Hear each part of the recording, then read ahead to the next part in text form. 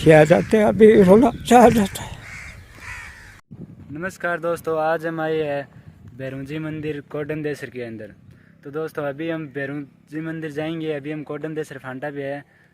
तो और आज हमारे साथ है हमारा दोस्त राम लक्ष्मण, और अभी हम दिखाएंगे आपको मंदिर और देंगे मंदिर की पूरी जानकारी। बने रहे वीडियो के साथ।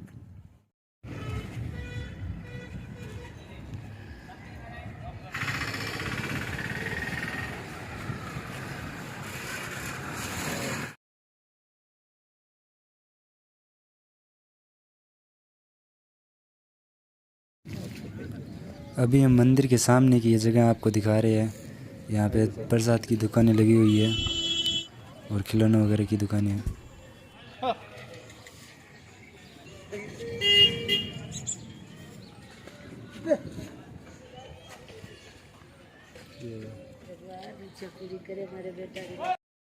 हेलो गाइस, फाइनली हम आ चुके हैं मंदिर के अंदर और ये है मंदिर परिसर। और आप पीछे से कुछ इस प्रकार का लुक है। ये है भैरव मंदिर कोडम देसर। इसके आगे से डिजाइन कुछ इस प्रकार है।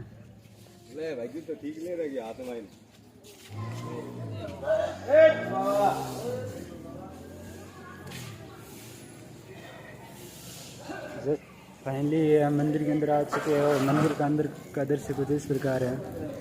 और ये ऊपर भक्तों के लिए छत बनाई हुई है, पर मंदिर के ऊपर छत नहीं है। मैं अभी दिखा देता हूँ आपको।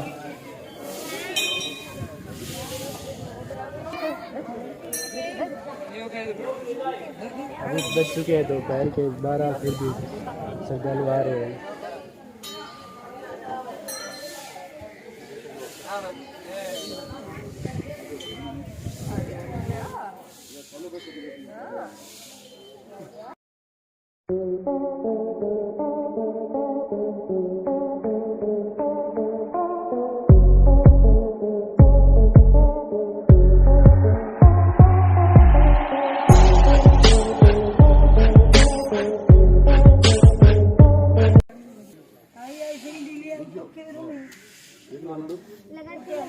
कैंडिड ले लो बस, बाबा छिप जाएंगे ना। हाँ ठीक है, बस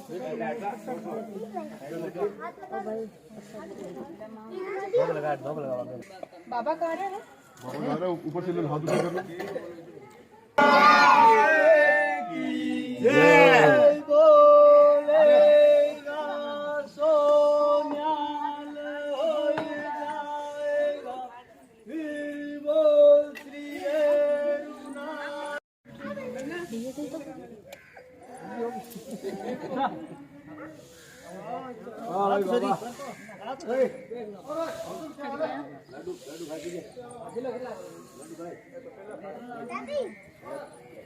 फाइनली हम आ चुके हैं मंदिर के ऊपर और अभी देख सकते हो भीड़ काफ़ी ज़्यादा है। और अभी धूप भी हो रही है। इतनी देर तो छाँव थी, फिर भी श्रद्धालु काफ़ी आए हुए हैं आज इस मंदिर पे। आप देख सकते हैं इस मंदिर पे छत्र नहीं बना हुआ है और भैरव जी का ऐसा ही वरदान है, इस मंदिर पे छत्र नहीं बन सकता।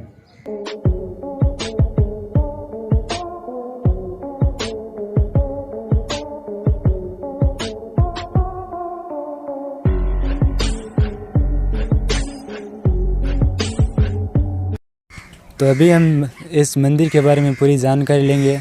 अभी हमारे साथ अंकल जी बैठे हैं। तो अंकल जी, आपका नाम क्या है? रामेश्वर गहलोत पुजारी। तो अंकल जी, इस मंदिर का क्या पूरा इतिहास है, आप हमें बताइए। मंदिर का पूरा इतिहास ये है कि ये जोधपुर मंडोर से आए हैं। हाँ। करीबन 600 वर्ष पहले की बात है। हमारे बुज़ुर्ग थे, वो वहाँ निवास करते थे और राजा जी के महल में डेली जाया करते थे। उसके जोधपुर। और जब बिक्का जी वहाँ से रवाना हुआ तो हमारे बड़े बुजुर्ग है जो उनके साथ आ गए। आने के बाद में जांगलो होते हुए यहाँ देशनोक रुके थे और वहाँ करीबन 4-5 रुके तो माता जी ने ये कहा कि भैरू तू इस तरफ जा, पश्चिम की तरफ। तो भैरू बाबा और हमारे जो बुजुर्ग थे राव बिक्को जी थे, वो यहाँ के रुके थे जहाँ बाहर ये स्थापित मूर्ति है, जहाँ पे मंदिर बना हुआ है अभी। पहले छोटे लाल पत्थर के उस पर विराजमान थे। तो जब जाने लगे तो ये बाबा की मूर्ति यहाँ से उठी नहीं। तो रात पहले ये मूर्ति अपने साथ लाए थे ना? हाँ, इस मूर्ति को क्या है कि वो पहले इतनी बड़ी मूर्ति नहीं थी, छोटी मूर्ति थी। और ओडी में जो बांसपट्टी की होती है उसमें बैठा करके और बैलगाड़ी पर लेके आए थे। जब मूर्ति उठी नहीं तो राजा जी ने पूछा भिक्का जी ने कि भाई मूर्ति क्यों नहीं उठ रही है। तो हमारे बुजुर्गों ने ये कहा कि शाम को जब आरती करेंगे उस समय बताएंगे आपको। तो शाम को आरती की उस समय बाबा जी हमारे बुजुर्गों मुख से बोले थे कि मैं तो यहीं विराजमान रहूँगा और तुम अपनी पूर्व की दिशा वहाँ चला जा, वहाँ कोई कर डाल दे। तो राव भिक्का जी है जो बीकानेर में घूमते रहे इधर उधर, क्या यहाँ पानी का कोई जगह नहीं थी पीने की। यहाँ एक बरसात का पानी को खड्डा था, यहाँ वो भरा हुआ था, वहाँ पानी पिए। यहाँ के और नागौर के बीच में कहीं पानी नहीं था, सारे स्थान पर जंगल था। पहले यहाँ पे रहती पानी नहीं था? पानी नहीं था यहाँ। कोई बरसात का कहीं ढाड़ हो जाती है, खड्डा हो जाता है, उसमें पानी रहता। तो एक समय की बात है कि उस समय क्या हुआ कि एक वाड़िया वो भेड़ अपने यूट को लेके जा रहा था। एक पीछे कोई भेड़ रहेगी। सुबह उसको मालूम हुआ कि मेरी भेड़ है जो बच्चा देने वाली है वो इसमें मेरे साथ नहीं है। तो वो सुबह क्या है कि पशुओं के चिन्ह पर वो चले। तो जहाँ भेड़ थी वो भेड़ क्या है कैर के बीचों बीच खड़ी है, पीछे बच्चों को जन्म दिया हुआ है। और वो वहाँ खड़े थे। तो भिक्का जी वहाँ घूमते घामते उनके पास चले गए। पास जाने के बाद में उन्होंने पूछा कि भाई कुछ सजीन जगह मेरे को बता। तो उन्होंने कहा कोई गढ़ डालोगे? कि हाँ गढ़ डालेंगे। तो उस समय उसने बोला कि मेरा भी नाम रहना चाहिए, कि चलो आपका भी नाम रख देंगे। और मैं रात को ही भेड़ से छोड़ के गया था। देखो कैर के चारों तरफ कितने सियार है, कितने जंगली पशु है, एक बच्चे को उठने नहीं दिया। तो बच्चे वैसे सेफ मिले वहाँ पे? हाँ। तो इससे मैं बढ़कर कोई जगह सजीन नहीं मानता हूँ, अच्छी जगह इसके अलावा कोई जगह नहीं मानता हूँ। तो भिक्का जी ने कहा चलो तेरा नाम क्या है? कि नेर सिंह। तो उन्होंने सोचा कि मेरा भिक्का है उसका नेर, तो बीकानेर उस नाम से बीकानेर नाम पड़ा। तो इस प्रकार बीकानेर का नाम इस प्रकार पड़ा। उसके बाद में गंगा सिंह जी ने मंदिर का विकास किया जो अभी वर्तमान में मौजूद है। ये जो अभी मंदिर है ये गंगा सिंह ने बनाया? गंगा सिंह जी का विकास करा है मंदिर का। पीछे वो गंगा सिंह जी की कोठी है। हाँ, वो पीछे वो मकान बने हुए हैं। हाँ, वो पीछे गंगा सिंह जी की। तो इनमें फिर कोई नहीं रहता था क्या? किस में? इन जो ये बना हुआ है ना पीछे मकान, ये कोठी क्या? हाँ, गड्ढा ही बना हुआ है ना। हाँ, ये गढ़ है। ये गंगा सिंह जी का, भिक्का जी के उस समय का गढ़ है वो।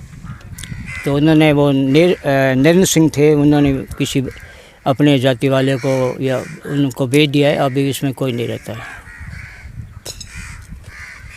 और अभी इस मंदिर में ये छत क्यों नहीं बनी हुई अभी तक? छत हमारे बुजुर्ग ये बताते थे कि जब ये मंदिर का विकास हो रहा था तो उस समय मिस्त्रियों ने उस पर छत डाली थी और सुबह वापस आए तो वो छत है जो मंदिर ये तालाब के बीचों बीच पड़ी है। तो गंगा सिंह जी ने मना कर दिया कि ये भैरव किसी के कब्जे में नहीं रहता, ये खुला भैरव है। तो आज तक इस पर फिर किसी ने छत बनाने की कोशिश नहीं की? नहीं, कोशिश की नहीं है, होगी भी नहीं। ये मंदिर पूरा खुला ही रहता है? खुला रहता है, 24 घंटे भक्त आते जाते रहते हैं। वैसे इसका कोई निश्चित समय नहीं है जिसमें जैसे और मंदिरों का होता है वैसे? नहीं, ऐसा नहीं। 24 घंटे खुला रहता है। 24 घंटे मतलब भगत आते जाते रहते हैं। अब क्या है कि 4 पोशाकें होती है। सुबह भोर में 4 बजे, उसके बाद में सफ़ाई होती है, पुजारी सफ़ाई करता है, उसके बाद में आरती करता है, भोग लगाता है, फिर उसके बाद में 10 बजे होती है। फिर उसके बाद में शाम को 4 बजे होती है, फिर रात को 10 बजे ये बाबा जी की पोशाक होती है। तो इस मंदिर में आप हमेशा से आप ही पूजा करते हैं या कोई अलग अलग? नहीं, वो माली समाज के हैं जो हमारे बुजुर्ग लाए थे, उनके मस्जिद आज तक पूजते आ रहे। कोई फिक्स नहीं है क्या? फिक्स कैसे? जैसे एक ही पुजारी जीवन भर पूजा करे वैसे? नहीं, वो तो जैसे देदाराम जी उस समय लेके आए थे। अब देदाराम जी के कई पुत्र थे, तो उनमें से 2 छोटे बेटे थे, तो एक तो जसुर गेट बस गया और एक सुजान देसर बस गया अपन बीकानेर में। हाँ, तो उनके वंशज पूछते हैं, बारी बारी से पूछते हैं बारी ना? बारी से पूछते हैं, सबका नंबर लगा हुआ है। तो जिसका जैसे परिवार बड़ा हो वैसे हाँ, नंबर उसको कम आते आएगी, हैं। हाँ। वो बात है। तो ये जो पीछे तालाब खुदा हुआ है, हाँ। ये इस रेगिस्तान में कैसे खुदा है इतना सुंदर? नहीं, उस समय क्या है कि वो कोडाबाई थी और वो यहाँ उसके भाई 7 बताते हैं वो शहीद हो गए थे। और उसने अपने उस समय भी उसने अपना बलिदान कर दिया। उसके हाथ से जो सोने का कंगन पहना हुआ था वो बताते हैं कि उन पैसों से तालाब खुदाया गया है। बात ये। तो चलो बेटी, तो उनकी मर्जी से खुदा है या फिर बाद में लोगों ने खुदाया उनके? नहीं, फिर उसके बाद में इसका विकास होता गया।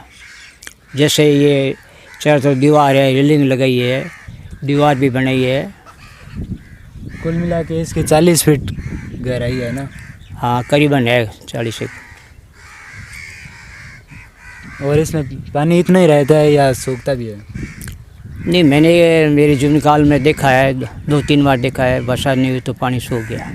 नहीं, कुछ लोग बोलते हैं कि इसका पानी कभी नहीं सूखता। नहीं नहीं, ऐसी बात नहीं। ये काफ़ी बड़ा तालाब बना हुआ है और इधर ये पीछे मंदिर है जो बहुत ही बढ़िया लग रहा है इस तालाब के पीछे। अभी इसका ये 26 तारीख को 26/9/2023 को इसका मेला भरी जाएगा। अब उसकी तैयारी चल रही है। सबसे बड़ा मेला कब बढ़ता है इसका? भादवा शुद्धि बास को। और साल में कितने मेले बढ़ते हैं इसके? 4, कब? जैसे भादवा शुद्धि बास को, और उसके बाद में असोज का, उसके बाद में माँ का, उसके बाद में चैत का। ये साल में 2 मेले लगते हैं। सबसे बड़ा मेला ये भादवा वाला ही है। होता है।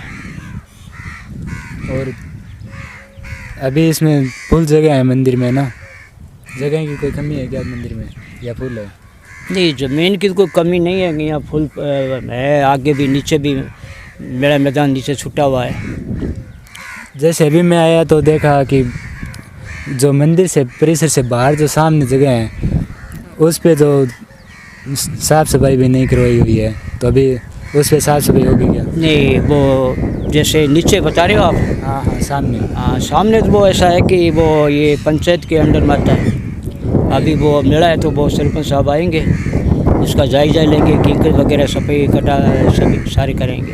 हाँ, तो खूब लोग आने वाले हैं तो वहाँ से जगह थोड़ी साफ़ होनी चाहिए मंदिर के सामने। एक वो सफाई हो जाएगी, कीकर वगैरह सारे हो जाएंगे, व्यवस्था बनेगी अच्छी तरह से, पुलिस प्रशासन भी होगा, अलर्ट होगा सारे। तो सुरक्षा भी फुल होगी? हाँ, सुरक्षा फुल होगी। यहाँ मतलब सेवा भी फुल लगती है भक्तों के लिए, बैठने की, खाने पीने की, चाय की, नाश्ते की, मेडिकल की, हर वस्तुओं की सब फ्री होती है क्या? सब फ्री होती है। तो ये काफ़ी बढ़िया बात बताई इन्होंने कि मेडिकल की भी सुविधा होती है यहाँ पे। तो खासकर मेडिकल नहीं होता हर जगह पे, तो यहाँ पे मेडिकल की व्यवस्था होती है जब मेला लगता है। और कुछ इस मंदिर के बारे में जो आपको सबसे बढ़िया लगा? सबसे बढ़िया तो ये लगा कि विकास काम हो रहा है और आगे और भी होगा। ऐसा कोई पर्चा जो आपने अपनी आंखों से देखा हो? अब मेरे साथ भी ऐसा हुआ है घटना, मैं अपनी बताते हूँ, दूसरी की मैं बात करूँ क्या। हाँ। 2010 की बात है, मेरे को चिकनगुनिया बुखार हो गया था और उस समय मेरी स्थिति ये होगी, मैं खड़ा भी नहीं हो सकता, बैठा भी नहीं हो सकता और शरीर सूख करके केवल एक हड्डियों का ढांचा रह गया। अपने बीकानेर PBM है हॉस्पिटल, उसमें ई वार्ड है, उसमें 19 नंबर मेरे को बेड मिला था और वहाँ पर मैं 1 महीना पूरा एडमिट रहा और डॉक्टर ने सोचा कि ये तो मरने वाला है, मेरे को डिस्चार्ज कर दिया गया। मैं अपने घर पर बैठा रहा।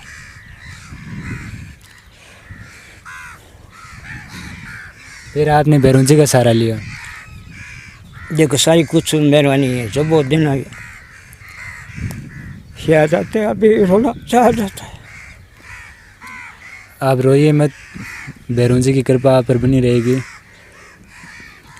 अच्छा लगा आपसे बात करके। ये ऐसा है कि मैं 1 महीना घर पे रहा और रात को मेरे को मंदिर दिखाई देने लग गया। जैसे कि भगत है, ये कह रहा है कि बाबा जी बीमार हो गए, मरेंगे नहीं। उससे मेरा हौसला बढ़ता गया। किसी बंदे ने ये बोला कि जयपुर चलो, जयपुर आपका इलाज करेंगे और मैं काफ़ी परेशानी में था, कर्जे में डूब गया था। अब गरीब आदमी जयपुर कैसे जाए?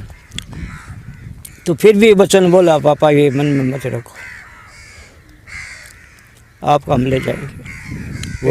फिर हमने एक गाड़ी की, फिर मैं बाबा जी के यहाँ आया और वहाँ करीबन मैं सरकारी हॉस्पिटल में जयपुर में 1 महीना एडमिट रहा। जयपुर भी गए थे आप? हाँ, 15 दिन उसमें एडमिट रहा। उसमें कुछ मेरे को फ़र्क लगा, फिर डॉक्टर मेरे को डिस्चार्ज कर दिया। मैं घर आ गया।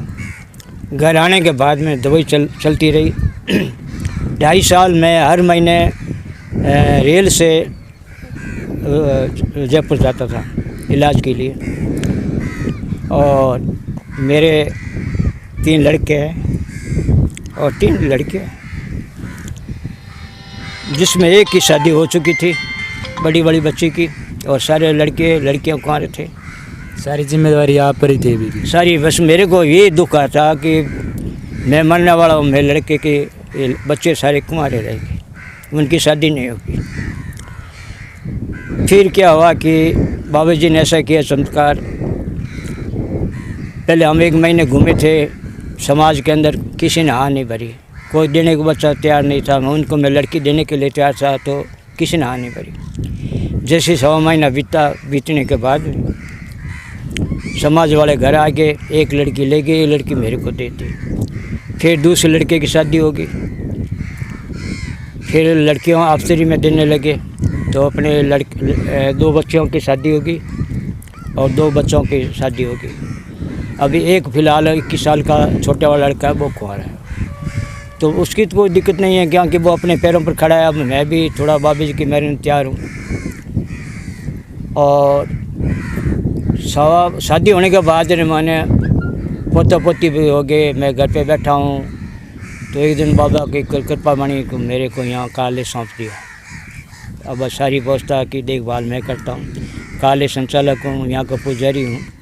तो अब आप मंदिर की देख रेख करती है? मैं भी करता हूँ और भक्तों की सहयोग है। मैं अपने को घर से पैसे नहीं लगाता हूँ, किसी को बोल देता हूँ कि भाई साहब ये काम है। तो आज तक मेरे को बंदा ये नहीं कहा कि मेरे पास पैसे नहीं है, क्योंकि इसलिए नहीं कहा कि जो काम उनको बोलता हूँ या तो वो पैसे देते हैं या सामान दराते वो काम करा देता हूँ, तो उनको ही विश्वास हो गया। अभी ये नीचे नया टेंट सेट नीचे बना है, तो ये जाली लगी हुई है। मैंने किसी भगत को बोला तो करीबन इसके 2-2.25 लाख रुपये लगे। अभी इनका वो लगा दी और सारी व्यवस्था मैं ही देख रहा हूँ। हाँ, ये बहुत ही बढ़िया है। जो ऊपर जो धूप में शेड लगा हुआ है, वो ये जाली वाला काम बहुत ही बढ़िया किया हुआ है मंदिर में। उससे यह है कि कोई बंदा यहाँ क्या कि ज़्यादा भीड़ हो जाती है तो चोरी चपटी भी हो जाती है, कोई चैन खींच लेता है या किसी के कोई पर्स चुरा लेता है, तो यह बंदा वो उसकी हाइट है जाली की 6 फुट है, वो उस पर भाग नहीं सकता, बाहर नहीं कूद नहीं सकता। उस समय कोई ना कोई बंदा उसको पकड़ लेगा। इसलिए मैंने ये लगा ये एक आवारा पशु है जो अंदर नहीं घुस सकता, गंदगी नहीं हो सकती। हाँ, ये बहुत ही बढ़िया काम है जो पूरी मंदिर की सुरक्षा है वो हो जाती है।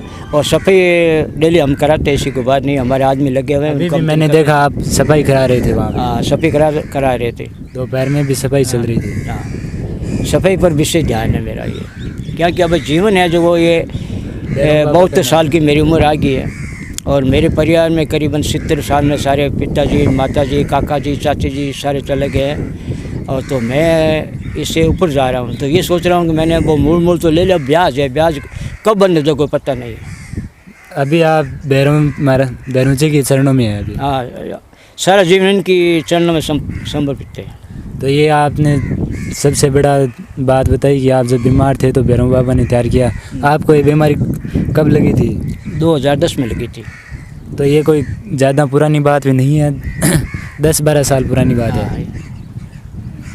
और कोई यहाँ का कोई फेमस पर्चा जो आपने सुना हो ज़िंदगी में? ये फेमस पर्चा तो ये है, बाबा जी के कई भगत आते हैं, कई रोते हैं, कोई मनोकामना करते हैं और कई लोगों की नौकरी लगी है, कई लोगों की शादी हो गई है और कई लोगों की बीमारी दूर हो गई। मैंने ये देखा है कि भक्तों से।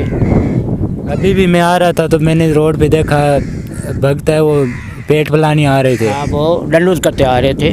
काफ़ी लोग आते हैं, रात को भी आते हैं, सुबह भी आते हैं। नहीं, वो अभी दोपहर में चल रहे थे। वो किसी समय भगत है ना, कई भगत ऐसे उसका मूड हो जाता है तो वो दंडवत करते तो वो सागे हाथ मिलाते हैं, लेकिन वो एक बंदा है वो पैदल रवाना हो जाता है। कई बंदे मेरे संपर्क में हैं। हाँ, वो अभी इतनी धूप में भी वो पैदल चल के आ रहा था। चाहे धूप हो, चाहे बरसात हो, आंधी हो, तूफान, वो तो आएगा जब भी उनकी मनोकामना पूर्ण होती है। और कई भक्तों को मैंने ऐसा देखा है कि वो आते बाबा के, वो इधर ध्यान करते रहते, बाबा पर ध्यान नहीं लगाते हैं तो उसका काम सफल भी नहीं हुआ है। वो सिर्फ घूमने के लिए आते हैं। घूमने के लिए पिकनिक मना लेते हैं।